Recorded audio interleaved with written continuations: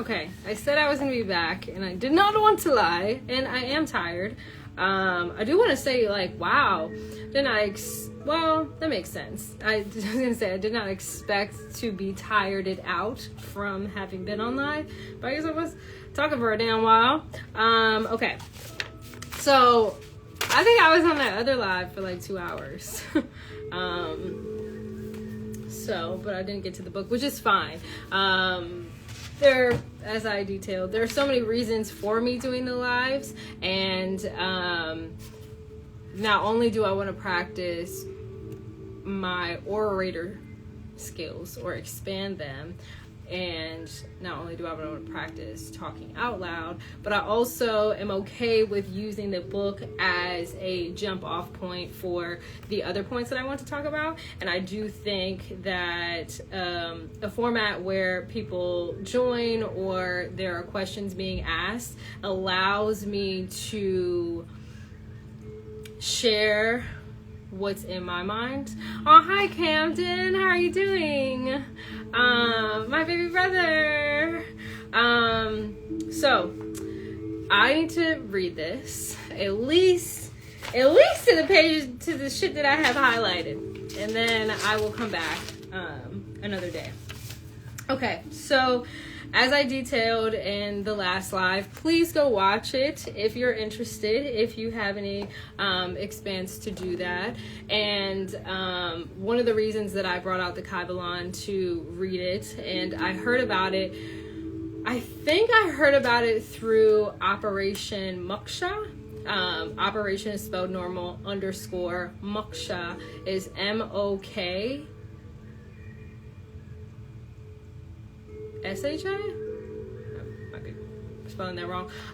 But he talks about like shadow work and stuff. And the gist that I got from what he said about the book, what I thought I might get from it, is how can I temper myself in wanting to share the lessons that I perceive myself to have learned with other people, and how can I do so in a way that does not cause harm or unnecessary interference. And then also, how can I be less of the how can I zoom out from my specific point of view and perhaps also not project what I felt helpful in learning onto others? And where's that line? Where's the line between I feel called to, or let's say I resonated with what I learned, and I think that could, not that it necessarily will sit with people the same way it sat with me, but it's kind of just like offering feathers for people's hats. Like, this is something where you can take what's helpful and leave the rest. So it's also an invitation for people to do that. And a lot of what I'm saying to myself, and I'm hoping that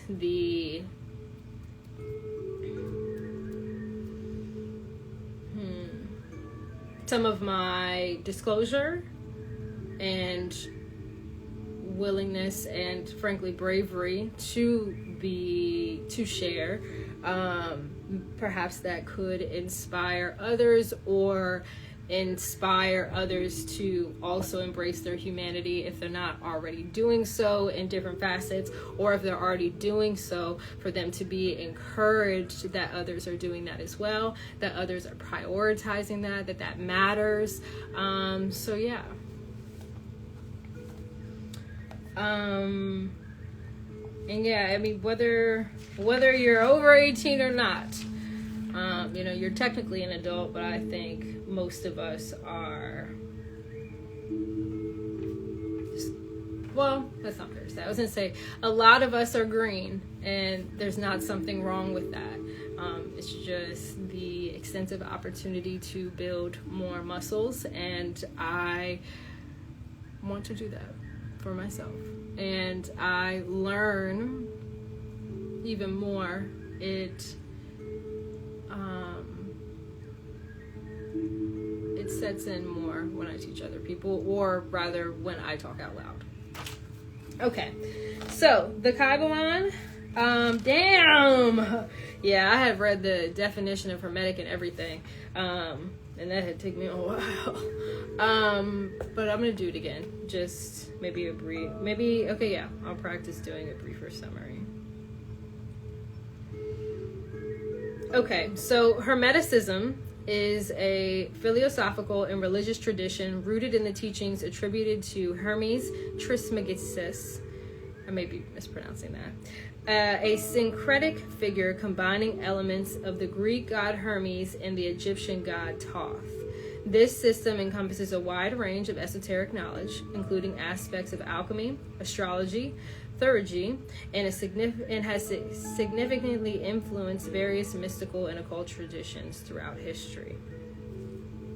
The writings attributed to Hermes Trismegistus, often referred to as the Hermetica, were produced over a period spanning many centuries. 300 BCE to 1200 CE, and may be very different in content and scope. So one thing I specified in the last video is that if you have heard about Hermeticism, what I might be saying may or may not actually match with what you've heard. I'm very green to this. I'm very new to this. I do have much respect and have learned a lot from the Hood Healer, Amani Cohen, but I am not a horoscope person. I have not learned about astrology outside of what she has said, and I find that what she says and teaches has more so to, and shares rather, of her own experience, has more so to do with inviting people to enrich their personal relationship with God and operate and do what they can to move more and more into integrity. So it's not really astrology that I learn about through her or through proxy of listening to what she talks about. And for those that didn't know, I didn't know this not until a couple years ago, I think it was. I listened to a man named William Donahue on YouTube. If anyone's heard of him, please feel free to comment and lend what you know. I was also it was novel shit to me, but he was talking about how the star constellations and each of the signs of the zodiac are explicitly described and detailed in the Bible. So if you already knew that, please drop a comment and let me know. If you didn't, let us know. I didn't know.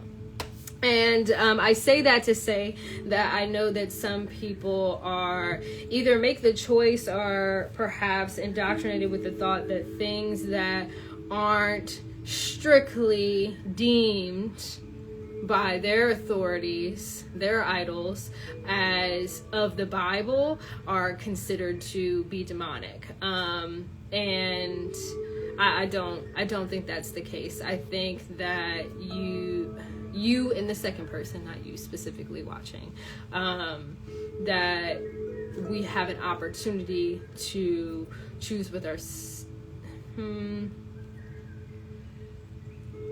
how do I want to say this? Well, I think it's a little regressed to think that there's a safety in assuming that most things that aren't of the Bible are demonic. But there's also an ignorance in that, and there's a lack of safety due to lack of exposure or lack of nuance, and perhaps a fervent fear, even. That may be too much to say, and it does not necessarily apply to everyone. So I want to lay the foreground that I don't have that programming or indoctrination. I'm not holding myself to a rule. I don't think I'm like in the good bad dichotomy, but I do what I can to rewire that programming. Okay, so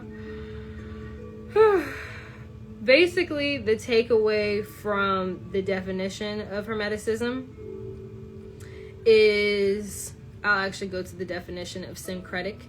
So syncreticism is the combining or merging of various distinct beliefs or schools of thought. Syncretism is when certain elements, features, and components of a religion are incorporated and absorbed into another religion or faith. It directs some sort of difference in both religions. Syncretism involves the merging or assimilation of several originally discrete traditions, especially in the theology and mythology of religion, thus asserting an underlying unity and allowing for an inclusive approach to other faiths. While syncretism in art and culture is sometimes likened to eclecticism in the realm of religion, it specifically denotes a more integrated merging of beliefs into a unified system, distinct from eclecticism, which implies a selective adoption of elements from different traditions without necessarily blending them into a new cohesive belief system, which I think is beautiful. And I said this in the last video. I do not, I don't need you to call God the same name as I do to respect that or to acknowledge that as God. Yeah. Okay. So, the Kybalion, the 3 initiates. Show the book one more time. I might hold it like this so that's helpful for people. If they need to see it, I don't know. That might not make sense either. Or actually, these 2 pages fell out, so let me just set the book right there. Okay, so introduction. We take great pleasure in presenting to the attention of students and investigators of the secret doctrines this little work based upon the world-old Hermetic teachings.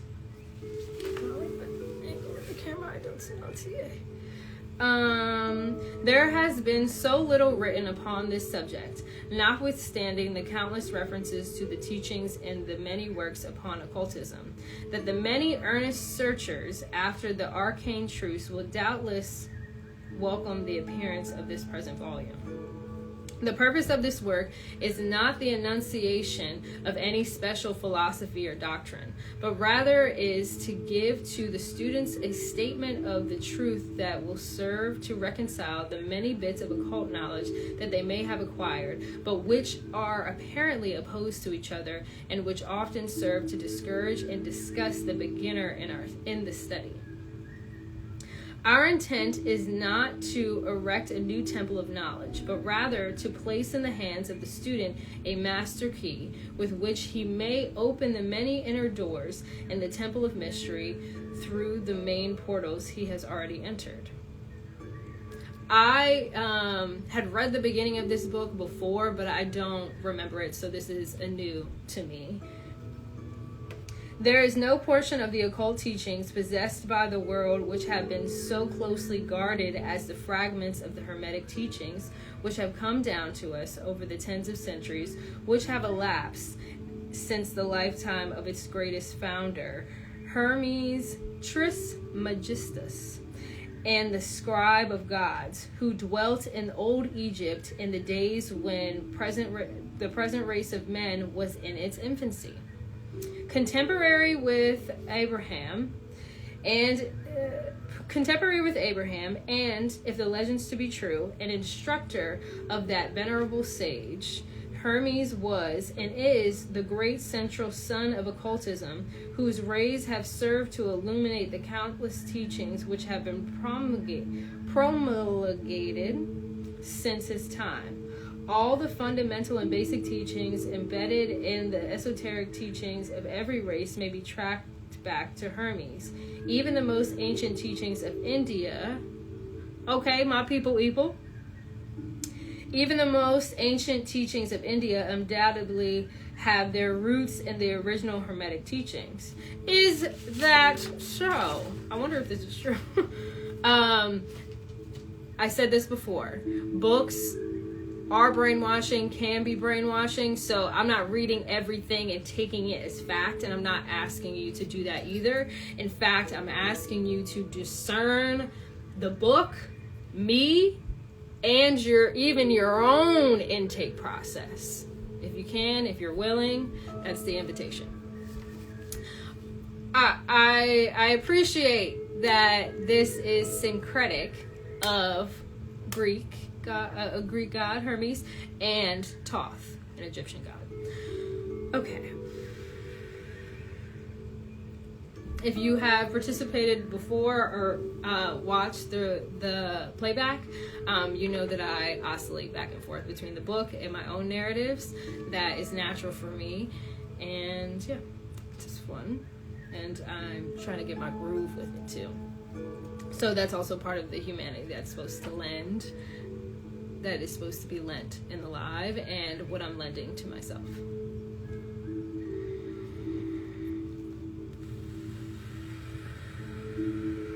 Lord knows I got hungry. Praise God. Praise God for a hunger cue. If you get hungry sometimes on a schedule, and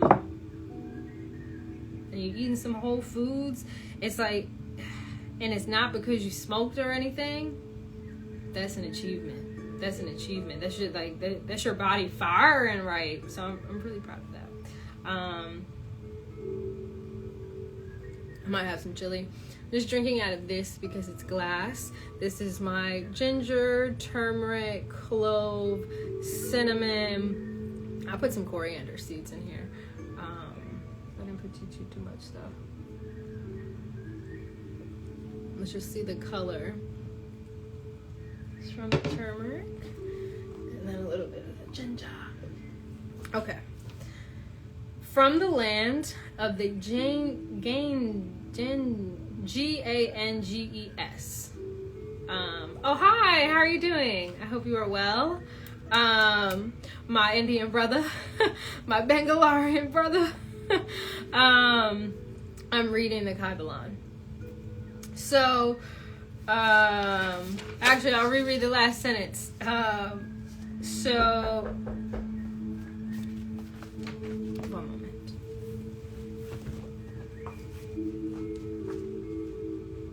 Hey, Miss Judy, I'm still going. Okay. Just when I get finished, give me a call. The trash has been picked up. Okay. Somebody did that. We'll need the groceries. Okay. Sounds good. How are you? I'm sorry you're having to wait. That's okay. You got work to do. No, it's okay. I'm practicing.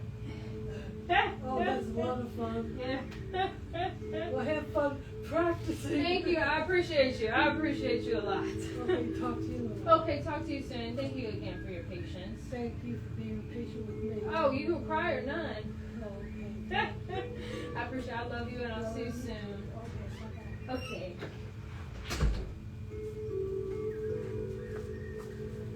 I am taking far too long. Mrs. Judy is so patient with me. If you know me for real, I will get shit done for people.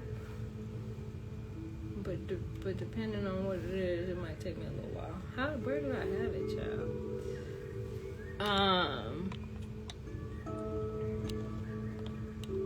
No. All right, let me finish this.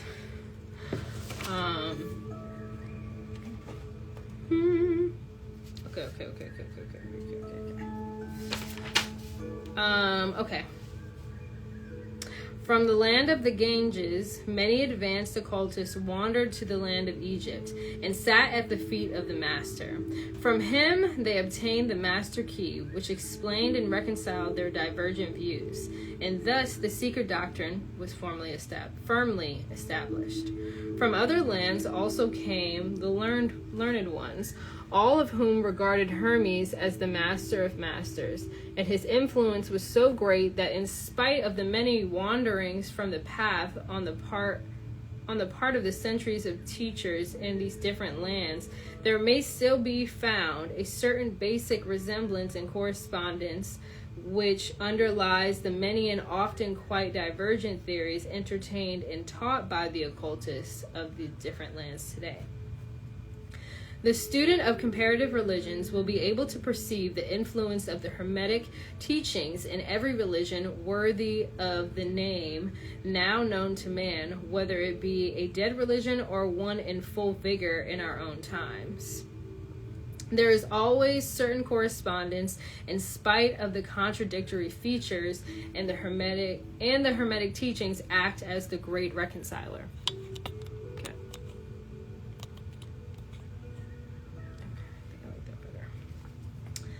The life work, I took the book right out. That don't make sense. There we go. Bismillah. I know that's not how you use Bismillah, but I really like words that start with B, and my Egyptian friend Fatma actually taught me how to say Bismillah, and I might still be saying it wrong, but it's one of my favorite words. And that's how I bless my food. Okay. The life work of Hermes seems to have been in the direction of planting the great seed truth, which has grown and blossomed in so many strange forms, rather than to establish a school of philosophy which would dominate the world's thought. Thank you, as I'm contending with the commas in reading it properly. But nevertheless, the original truths taught by him have been kept intact in their original purity by a few men each age who, refusing great numbers of half-developed students and followers, followed the Hermetic custom and reserved their truth for the few who are ready to comprehend and master it. Okay, this is the lesson that I'm about to learn in this. And also, hello. I just saw you there. I'm trying to read the Kybalion. From lip to ear, the truth has been handed down among a few. There have always been a few initiates in each generation, in the various lands of earth, who kept alive the sacred flame of the Hermetic teachings, and such have always been willing to use their lamps to relight the lesser lamps of the outside world when the light of truth grew dim and clouded by reason of neglect, and when the wicks became clogged with foreign matter. There were always a few to tend faithfully the altar of truth, upon which was kept alight the perpetual lamp of wisdom. These men devoted their lives to the labor of love. I love that. Which the poet has so well stated in his lines. Oh, let not the flame die out, cherished age after age, in its dark cavern, in its holy temples cherished, fed by pure ministers of love. Let not the flame die out. Okay.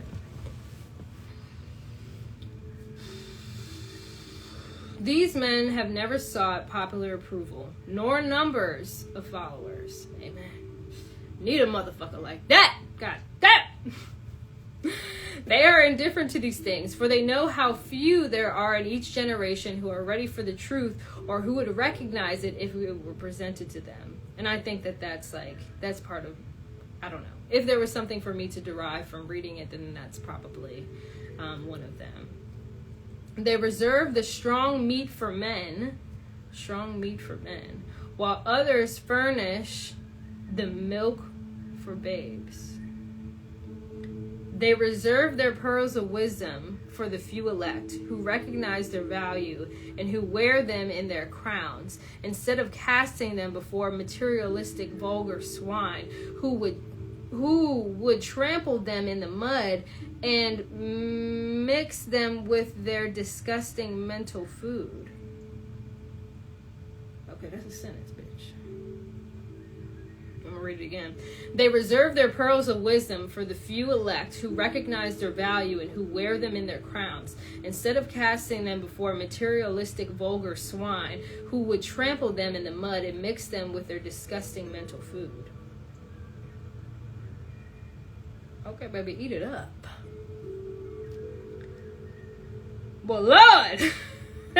That's how you read a bitch down. But still, these men have never forgotten or overlooked the original teachings of Hermes regarding the passing on of the words of truth to those ready to receive it, which teaching is stated in the Kybalion as follows. Where fall the footsteps of the master? The ears of those ready for his teaching open wide.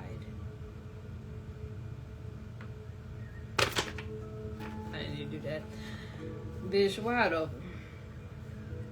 And again, when the ears of the student are ready to hear, Then cometh the lips to fill them with wisdom. But their customary attitude has always been strictly in accordance with other Hermetic aphorism. Also in the Kybalion, it said, the lips of wisdom are closed, except to the ears of understanding. I don't know. I feel like from my position in the world as an orphan,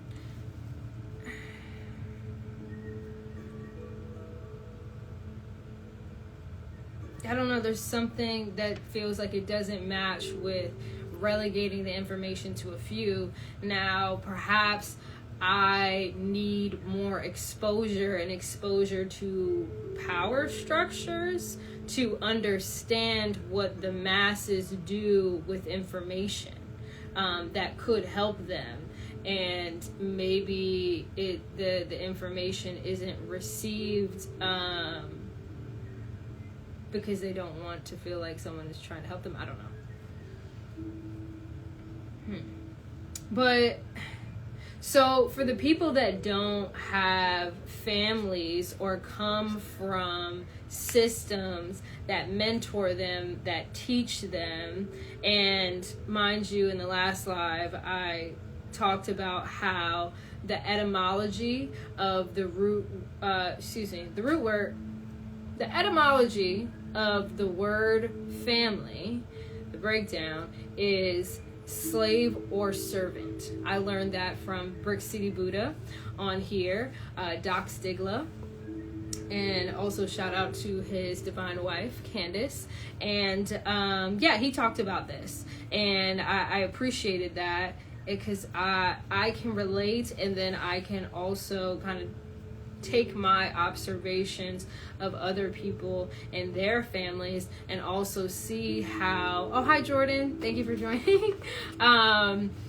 I can see how how people can be a slave to their families or a servant, or their one example would be someone that's like a golden child. Dr. Angelica Shields, she talks about that. She's on both Instagram and TikTok. Great amount of detail. I would not be surprised if she was a Virgo.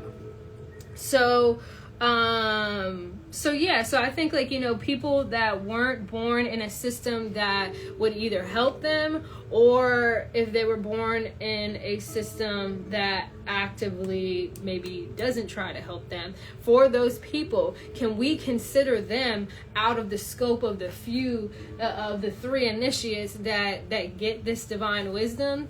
And maybe really my question in that kind of flows to, are they ready though?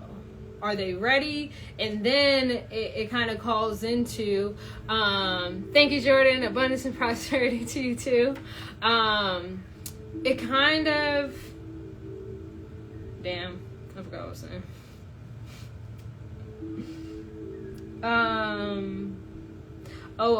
Yes.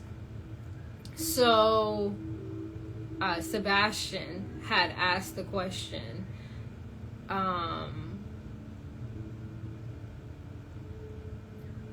kind of like, how many options did I think that we have as humans versus are we subjected to the circumstances that we are born into?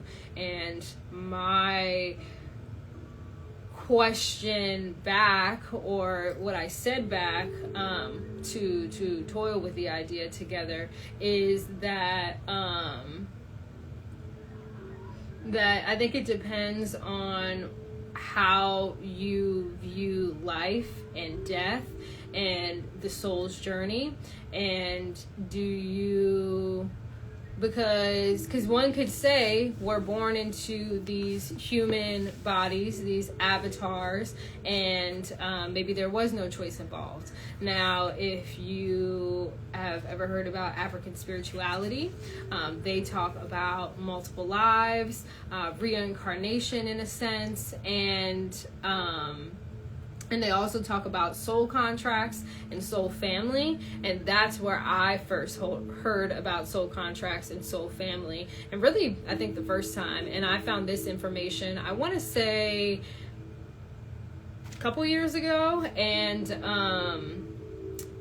And yeah, so in the African spirituality rendition that I heard, and I would like to find her YouTube. I don't know her name off the top of my head because it's been a couple years, but she was talking about how sometimes people in the soul family are here on earth. Sometimes there are souls that are in the heavens and pulling strings for those down here on earth. And sometimes it's vice versa.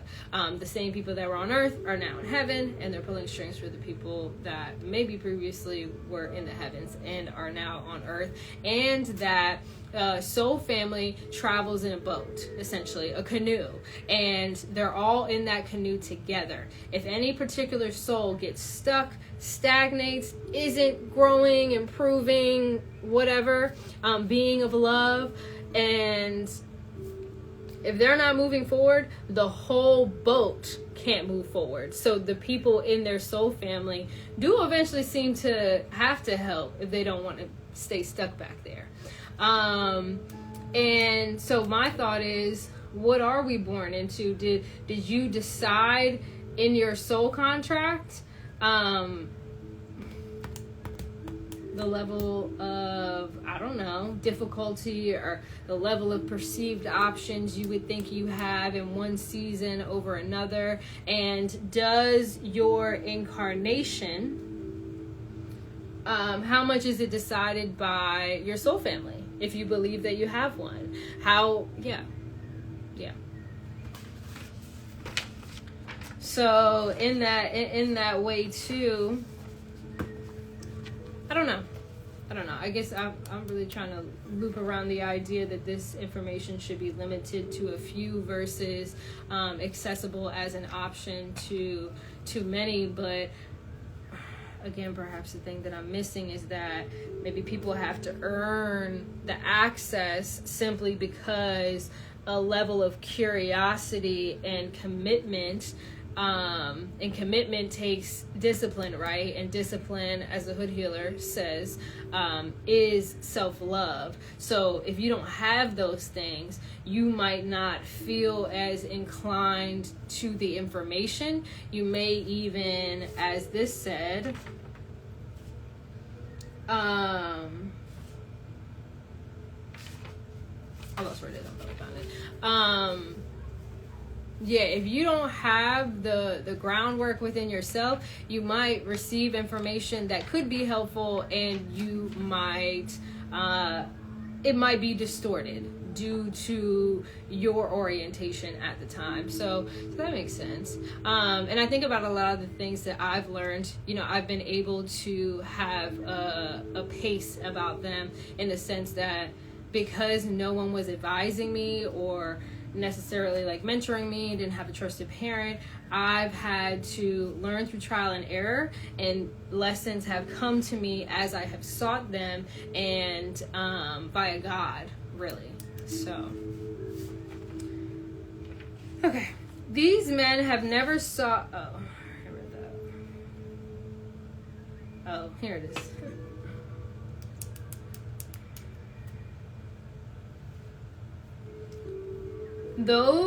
There are those who have criticized. Oh, they're actually addressing what I just talked about. There are those who have criticized this attitude of the Hermeticists, and who have claimed that they did not manifest the proper spirit in their policy of seclusion and reticence. I love the word reticence. Hi, Sawani. I have been thinking about you. I was like, I need to reach out to her. And I have so many people that I need to respond to, so I didn't neglect to do that. But I hope to see you soon. I actually need to email the Y about the sauna. And because I've talked to quite a few women that do not want it to be a unisex sauna.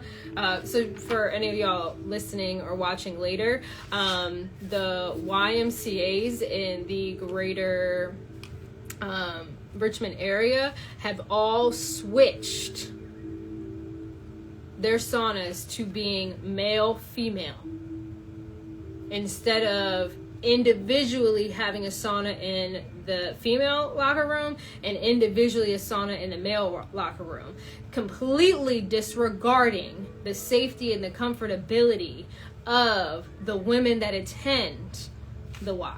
So, I have been delaying like a motherfucker and have yet to write that email and maybe start some sort of petition so people can sign it. Because I haven't talked to any women that would be okay with that. And I'm not trying to have no million fucking clothes on in the goddamn sauna. The sauna is literally, the one that I go to, is a sacred space. I pray every time I go. I thank the space and God every time I go. It even has a little crack by the door in the entrance, and it lets a little cool air in just at the bottom, just near the entrance. It's perfect. I love that space. So that's one of the things on my to-do list, and I have a few numbers of other ladies that might send an email as well. But yeah. Okay. There are those who have criticized this attitude of the Hermeticists and who have claimed that they did not manifest the proper spirit in their policy of seclusion and reticence. But a moment's glance back over the pages of history will show the wisdom of the masters, who knew the folly of attempting to teach to the world that which it was neither ready or willing to receive.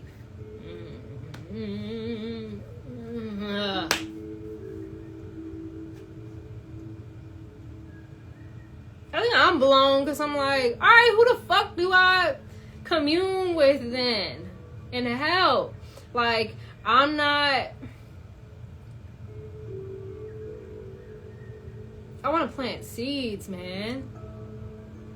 I want whatever makes things that enrich the soul unappealing to people. I want to peel back that layer. I want to offer some nuance and some humanity to it, and yeah, melt away the scripts that really aren't helpful, so that people can free themselves, relieve themselves, fulfill, accept.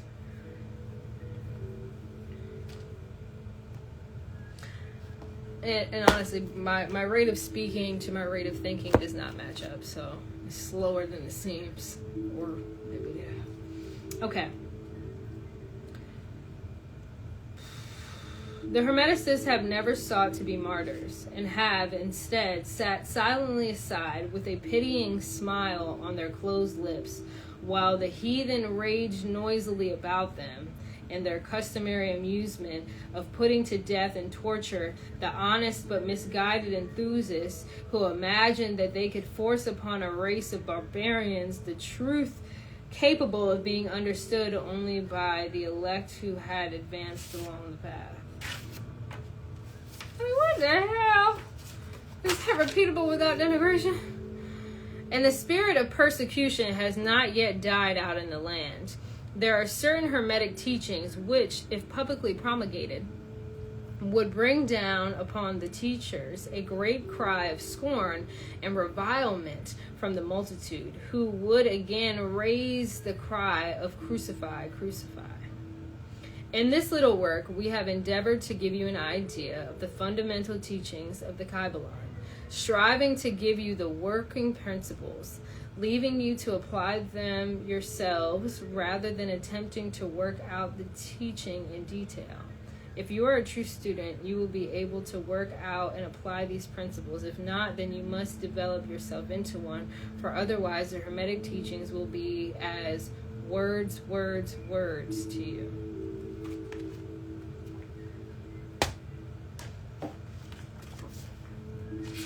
Paint me a little irritated.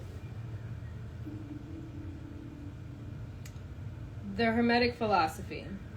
The lips of wisdom are closed, except to the ears of understanding. From old Egypt have come the fundamental esoteric and occult teachings which have strongly influenced the philosophies of all races, nations, and peoples for several thousand years. Egypt, the home of the pyramids and the Sphinx, was the birthplace of the hidden wisdom and mystic teachings. From her secret doctrine, all nations have borrowed. India, Persia, Chaldea, Media, China, Japan, Assyria, maybe mispronouncing that, ancient Greece, and Rome and other ancient countries partook liberally at the feast of knowledge with the hierophants and masters of the land of Isis, so freely provided for those who came prepared to partake of the great store of mystic and occult lore which the masterminds of the ancient land had gathered together. In ancient Egypt dwelt the great adepts and masters who have never been surpassed, and who seldom have been equaled during the centuries that have taken their processional flight since the days of the great Hermes. In Egypt was located the great lodge of lodges of the mystics. At the doors of her temples entered the Nephites, who afterward, as hierophants, adepts, and masters, traveled to the four corners of the earth, carrying with them precious knowledge which they were ready, anxious, and willing to pass on to those who were ready to receive the same. Aww.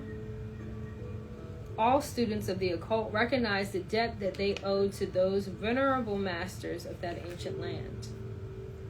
But among these great masters of ancient Egypt, there once dwelt one of whom masters hailed as the master of masters. This man, if man, indeed he was, dwelt in Egypt in the earliest days. He was known as Hermes Trismegistus. Again, maybe mispronouncing that. He was the father of the occult wisdom, the founder of astrology, and the discoverer of alchemy. The details of his life story are lost to history owing to the lapse of the years through several of the ancient countries disputed with each other in their claims to honor of having furnished his birthplace in this thousands of years ago. Pardon it, I think I read that sentence choppy. The date of his sojourn in Egypt in his last incarnation on this planet is not now known, but it has been fixed at the early days of the oldest dynasties of Egypt, long before the days of Moses. The best authorities regard him as a contemporary of Abraham, and some of the Jewish traditions go so far as to claim that Abraham acquired a portion of his mystic knowledge from Hermes himself. Well, by Jove. As the years rolled by after his passing from the plane of his life, tradition recording that he lived 300 years in the flesh, woo! The Egyptians deified Hermes and made him one of their gods under the name Thoth. Years after, the Bible of ancient Greece also made him one of their many gods, calling him Hermes, the god of wisdom. The Egyptians revered his memory for many centuries, yes, tens of centuries, calling him the scribe of the gods, and bestowing upon him distinctively his ancient title, Trismegistus, which means the thrice great, and the great, and the greatest great, etc. In all the ancient lands, the name Hermes Trismegistus was revered, the name being synonymous with the fount of wisdom. Fount. Don't know that word. Even to this day, we use the term hermetic in the sense of secret, sealed so that nothing can escape, etc. And this by reason of the fact that the followers of Hermes always observed the principle of secrecy in their teachings. They did not believe in casting pearls before swine, but rather held to the teaching milk for babes and meat for strong men, both of which maxioms are familiar to readers of the Christian scriptures, but both of which had been used by Egyptians for centuries before the Christian era. Let's get into it. This policy of careful dissemination of truth has always characterized the Hermetics, even unto present day. The Hermetic teachings are found to be found in all lands, among all religions, but never identified with any particular country, nor with any particular religious sect. This because of the warning of the ancient teachers against allowing the secret doctrine to be crystallized into a creed. Amen. Who needed it? The wisdom of this caution is apparent to all students of history.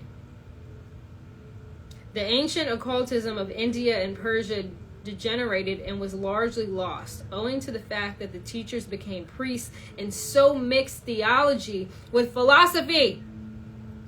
The result being that occultism of India and Persia has been gradually lost amidst the mass of religious superstition, cults, creeds, and gods. They put that in quotes. So it was with ancient Greece and Rome. So it was with the Hermetic teachings of the Gnostics and the early Christians, which were lost at a time of Constantine, whose iron hand smothered philosophy with the blanket of theology, losing to the Christian church that which was its very essence and spirit, and causing it to grope throughout several centuries before it found the way back to its ancient faith. The indications apparent to all careful observers in this 20th century being that the church is now struggling to get back to its ancient mystic teachings. Okay. Learn me something. But there were always a few faithful souls who kept alive the flame, tending it carefully, and not allowing its light to become extinguished.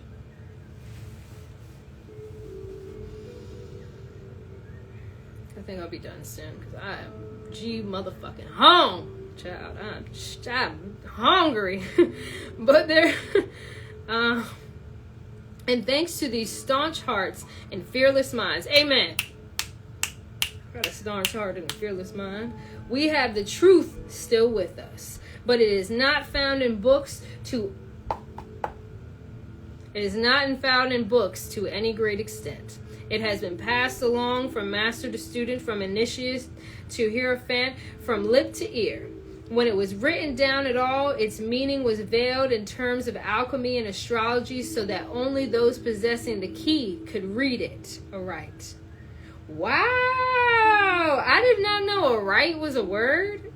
It's A-R-I-G-H-T. This was made, and also why I'm reading out loud. I want to learn something. I want my literacy to be up. This was made necessary in order to avoid the persecutions of the theologians of the Middle Ages, who fought the secret doctrine with fire and sword, stake, gibbet, and cross. Even to this day, there will be found a few reliable books on the Hermetic philosophy, although there are countless references to it in many books written on various phases of occultism. And yet, the Hermetic philosophy is the only master key which will open all the doors of the occult teachings. Okay, I'm just going to finish this chapter. There's just a page and a half left. In the early days, there was a compilation of certain basic Hermetic doctrines passed on from teacher to student, which was known as the Kybalion. The exact significance and meaning of the term have been lost for several centuries. This teaching, however, is known to many to whom it has descended from mouth to ear, on and on throughout the centuries. Its precepts have never been written down or printed, so as far as we know. It was merely a collection of maxioms, axioms, and precepts which were non-understandable to us outsiders, but which were readily understood by the students after the axioms, maxims, and precepts had been explained and exemplified by the Hermetic initiates to their neophytes. These teachings really constituted the basic principles of the art of Hermetic alchemy, which, contrary to popular belief, dealt in the mystery of mental forces rather than the material elements, the transmutation of one kind of mental vibrations into others instead of changing of one kind of metal into another. I'm going to read that again.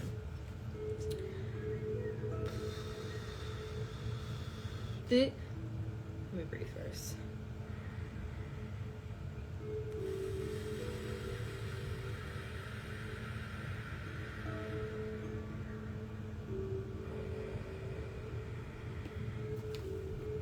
I can feel that I'm ready to get up.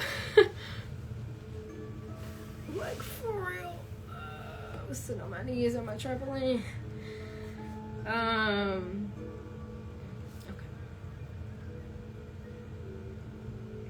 These teachings really constituted the basic principles of the art of Hermetic alchemy. Lord, let me start over. These teachings really constituted the basic principles of the art of Hermetic alchemy, which, contrary to the general belief, dealt in the mastery of mental forces rather than the material elements, the transmutation of one kind of mental vibrations into others, instead of changing one kind of metal into another. The legends of the Philosopher's Stone, okay, bring it back. The Philosopher's Stone was the original name of the first Harry Potter book. Or maybe the Philosopher's Stone is actually what it was called in the UK, but in the US, that edition was referred to as the Sorcerer's Stone. Yes, bring it all together. And they do say that, and I don't know it in detail, and I don't know I don't know all the shit there is to know about J.K. Rowling these days, but I forgot, I had a conversation with someone a few months ago where I was like, I'm curious to see where she pulled her storylines from. And I guess some of it is this. The legends of the Philosopher's Stone, which would turn base metal into gold, was an allegory relating to the Hermetic philosophy, readily understood by all true students of Hermeticism. So if I'm understanding that right, and I could be wrong, is they're saying that turning base metal into gold was not what they meant at face value, and rather it had to do with mental forces and the transmutation of one kind of mental vibration into another. In this little book, of which this is the first lesson, we invite our students to examine into the Hermetic teachings as set forth in the Kybalion and as explained by ourselves, humble students of the teachings who, while bearing the title of initiates, are still students at the feet of Hermes, the master, wherein give you many of the maxioms, axioms, and precepts of the Kybalion, accompanied by explanations and illustrations which would deem likely to render the teachings more easily comprehended by the modern student, particularly as the original text is purposefully veiled in obscure terms. I like their fervent use of commas, because I'll be doing it. The original maxioms, axioms, and precepts of the Kybalion are printed herein in italics, the proper credit being given. Our own work is printed in the regular way in the body of the work. We trust that the many students whom we now offer this little work will derive as much benefit from the study of the pages as have the many who have gone on before, treading the same path to mastery throughout the centuries that have passed since the times of Hermes Trismegistus, the master of masters, the great, in the words of the Kybalion. Where fall the footsteps of the master? The ears of those ready for his teachings open wide. Okay, they're re-quoting something I already read. When the ears of the student are ready to hear, then cometh the lips to fill them with wisdom.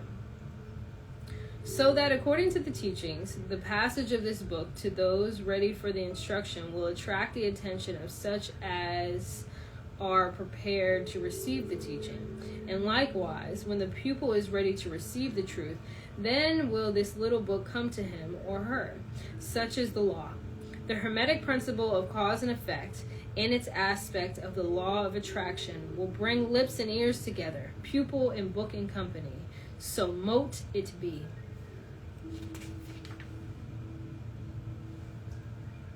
And I'm just going to read the principles. Chapter 2, the 7 Hermetic Principles. The principles of truth are 7.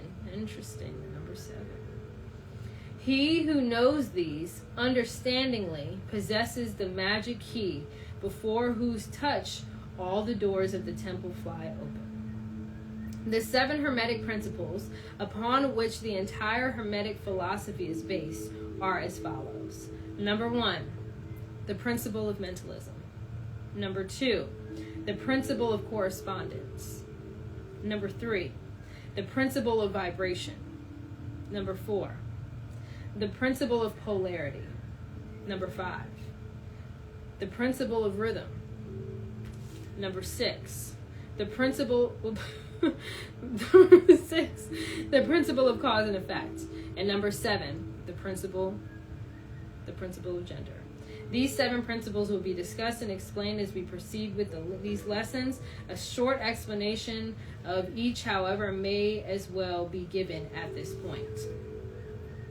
And I will come back another day to do that. I hope you all have a beautifully surprising day that you enjoy, or you do something really small for someone else, something real small for you, and that if you get tense and you notice that you're not breathing,